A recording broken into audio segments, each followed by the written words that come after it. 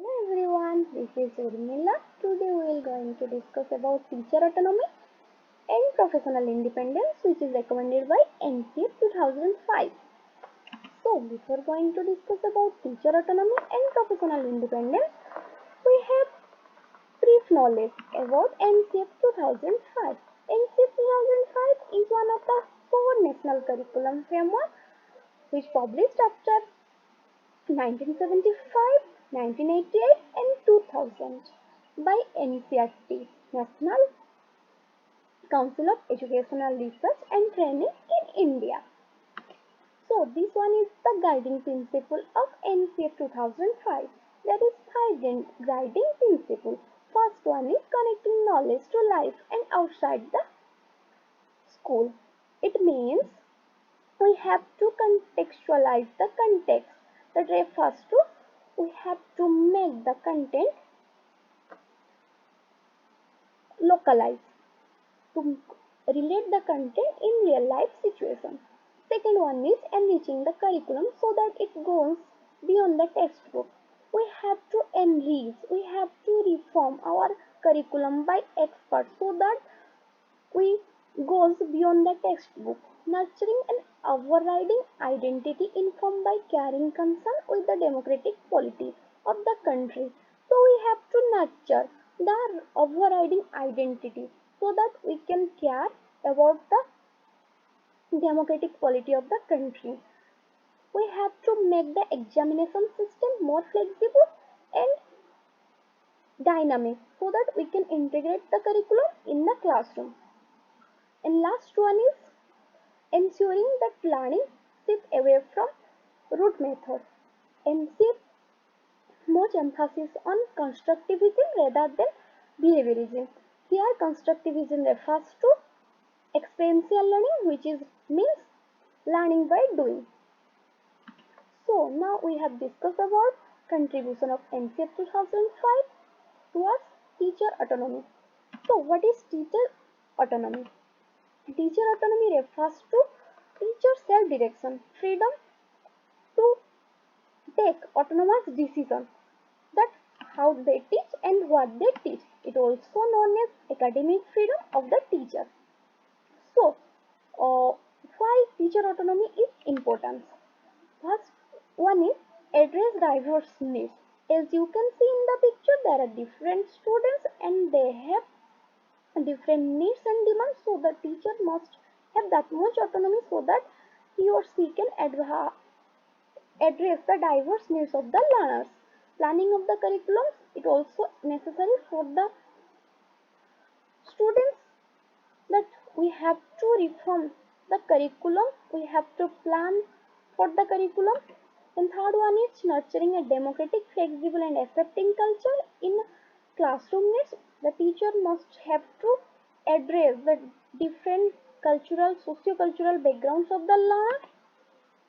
And last one is introducing ICT in the classroom. The teacher have that much autonomy so that he or she can introduce the ICT in the classroom. As we know about the ICT which is very much essential in the 21st century learners. For being a teacher, autonomous teacher, the teacher must be lifelong learner, decision makers, leaders, effective instructor, counselor, manager, assessor and inventor. These are the essential for a teacher. Characteristics of teacher autonomy. First one is self-directed professional action. The teacher must be self-directed. Second one is capacity for self-directed professional action. Third one is freedom from control over professional action. Self-directed professional development. Capacity for self-directed professional development. Freedom from control over professional development. Here you have might confusion about self-directed professional action and self-directed professional development.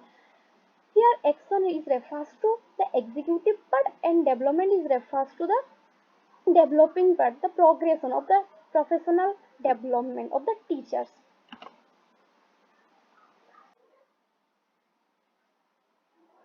As we know about the profession refers to a person engaged in a specified activity. So Here, profession of a teacher upholds public trust, and the teacher must maintain high standards of ethics and behavior within and outside the school, in the community also.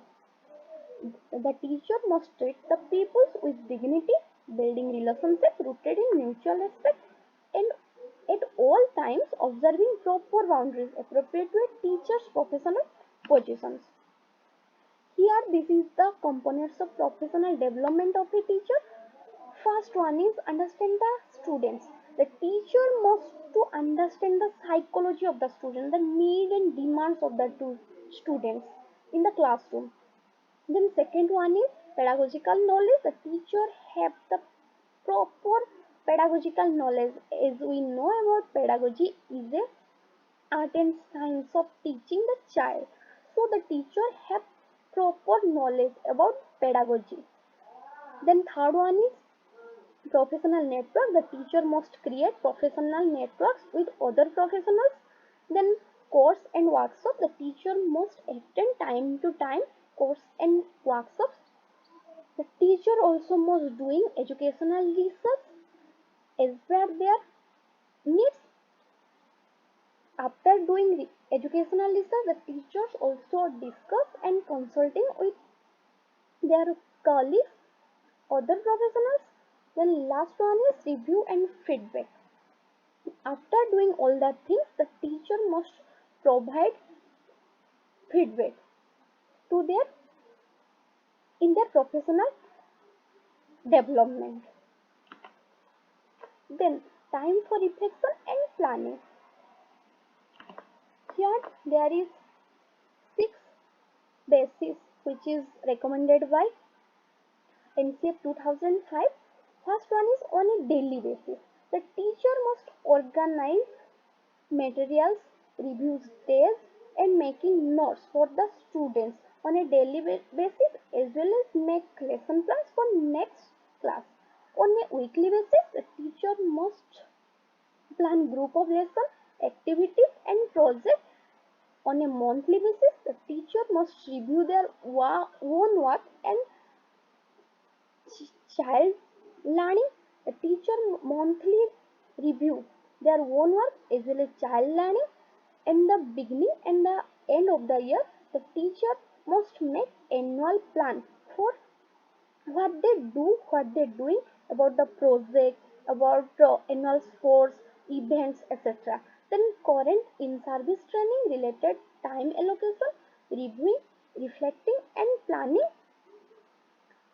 So, in current in-service, the teacher must reflect and planning monthly organized meeting for teachers at the cluster level must be based on monthly for sharing ideas and plan with other teachers. In conclusion, I want to reflect that teacher autonomy and professional independence is not about independent of making isolation. It is all about to work with collaboratively, cooperatively. So, a teacher possesses all the qualities that we have discussed, then he or she will be autonomous and studies so that the autonomous teachers teaches very effectively and conveniently than non-autonomous teachers. There should be some professional independence among the teachers because when they are free to teach, they teach more effectively and efficiently. Here I want to mention that according to Secondary Education Commission, the most important factor in the contemplate educational reconstruction is the teacher, his professional qualities, his educational qualification, his professional training, and the place he occupies in the school as well as in the community, the reputation of the school, and its influence on the life of community invariably depend on the kind of teacher working on it. So here we conclude that teacher must possess that much qualities so that the teacher be a autonomous and independent professional. So this is all about our today discussion.